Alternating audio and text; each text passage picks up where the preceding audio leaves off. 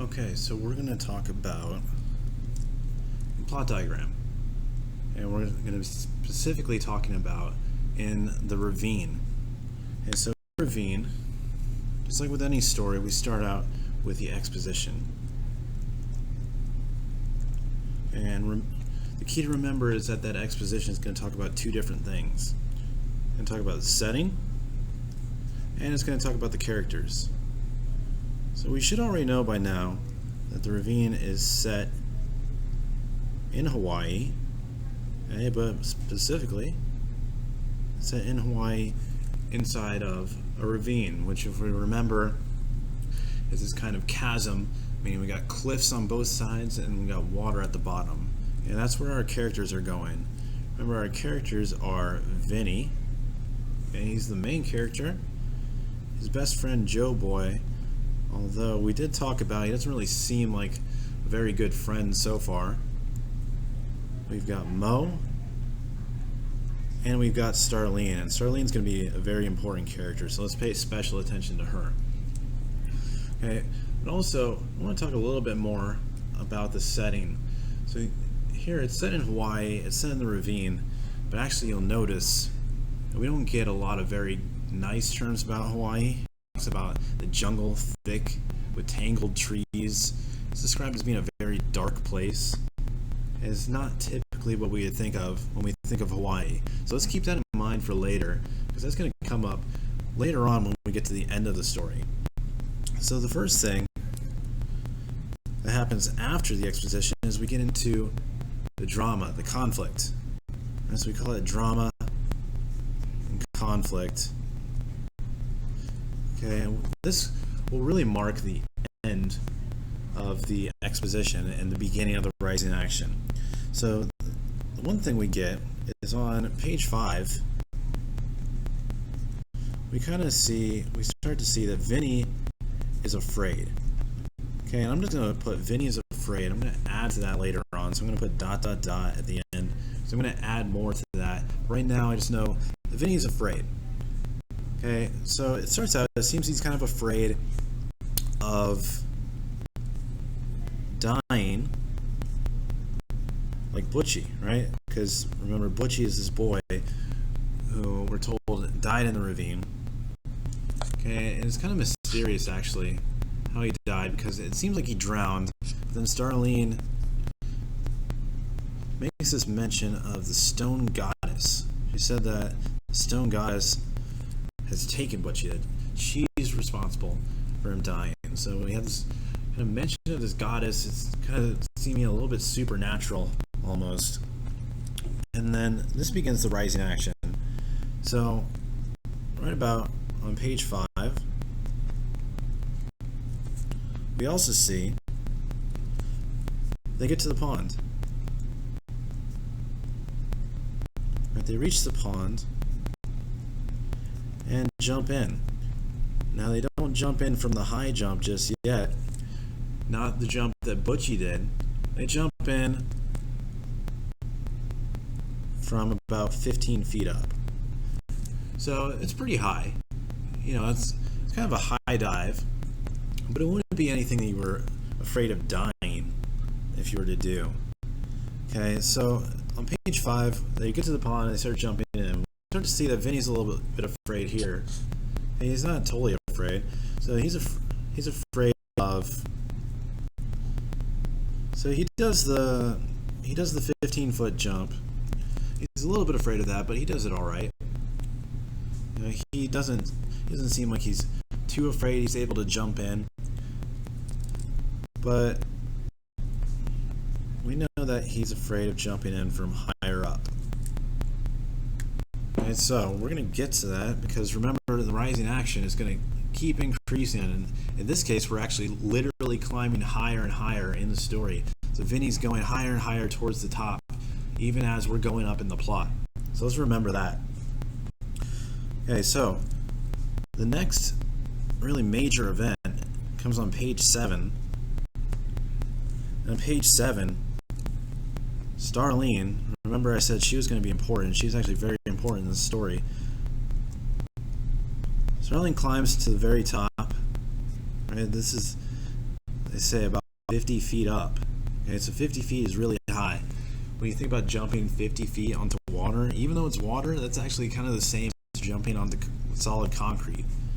So 50 feet up is very high. So she climbs up and she's getting ready to jump.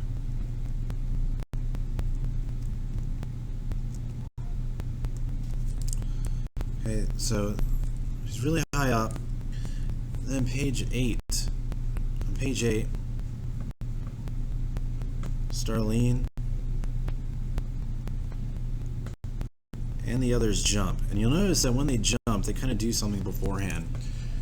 They make kind of a symbol somewhere on their body using the mud, and they hold a leaf in their mouth. This is kind of a ritual that they do. It's kind of a superstition to say that it's going to protect them. Okay, so the others, they don't really seem to be afraid.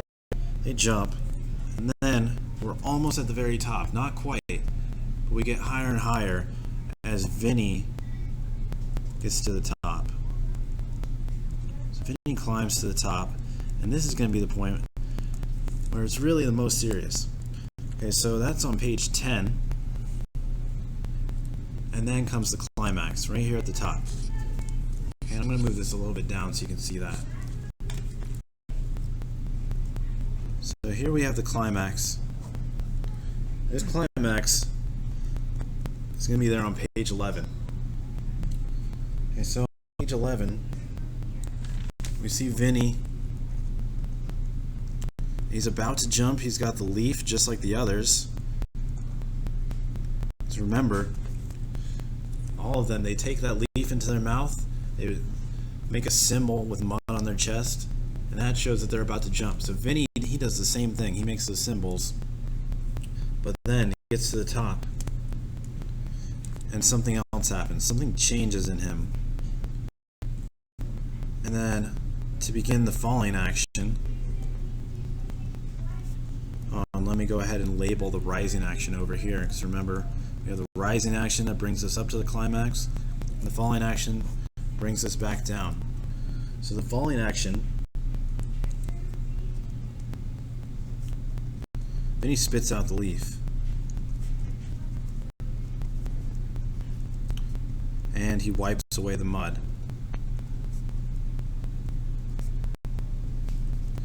And this is our first real physical action that shows he is not going to jump. And then it kind of blurs away. When we cut forward,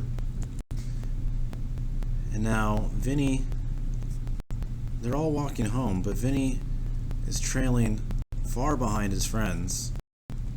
Okay, there's clearly some divide between them. So I want to stop there for a second. Let's talk about, because we talked about being afraid. He's afraid of dying. He's afraid of jumping in from higher up, yes. But notice that even though he was afraid, he still went anyway. Because Vinny is also afraid of his friends. And we talked about this collection as being facing fear. Okay, so Vinny, yes, he was afraid of dying, he was afraid of jumping in, but that wasn't his real fear. That's not what we wanted to see him face. So he goes up there, and he still doesn't jump in. But in not jumping, he stands up to his friends, because the whole time he's going along with it, even though he never wants to. There's never any point in this entire story where he actually wants to jump off. But he still goes. He gets all the way to the point where he's up there 50 feet high, and he's about to jump in because of his friends, and he decides not to. He decides he's not afraid of his friends, so now he's trailing behind. There's some separation. But guess what? He doesn't seem too upset as we get into the resolution. Oh, let me go ahead and put a page number for these. So both of these are happening on page 12. And so is the resolution. The resolution is also on page 12. And Vinny notices the beauty around him. So I told you at the beginning that we wanted to pay special attention to how the setting is described. It's described as this very dark place. Right, so our setting kind of dark and scary. And then over here, Vinny notices the beauty around him.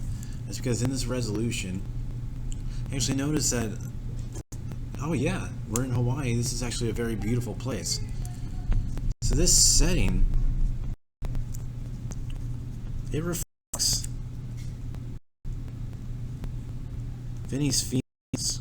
Okay, so setting is an extremely important part of any story, but in this one especially, the setting kind of acts as a physical representation of Vinny's feelings. So we see in the beginning, Vinny's scared. He's in a scary place. He's in a dark place. It gets worse and worse as he goes up. He doesn't want to be there. And then he finally makes the decision that he's not going to follow after his friends. He's not going to do exactly what they want him to do. Instead, he's going to notice the beauty around him. And finally, Vinny's at peace, just like our setting. Okay, so this is just a really brief way we can diagram the plot in any story. But this is our example for the Ravine. Okay, so I want you, if you need to, watch this video again, because we're going to talk about this tomorrow. I'm going to ask you to do the same thing that I just did. Okay, so I want you to just pay special attention to what I did and check the text, and I'll see you guys tomorrow.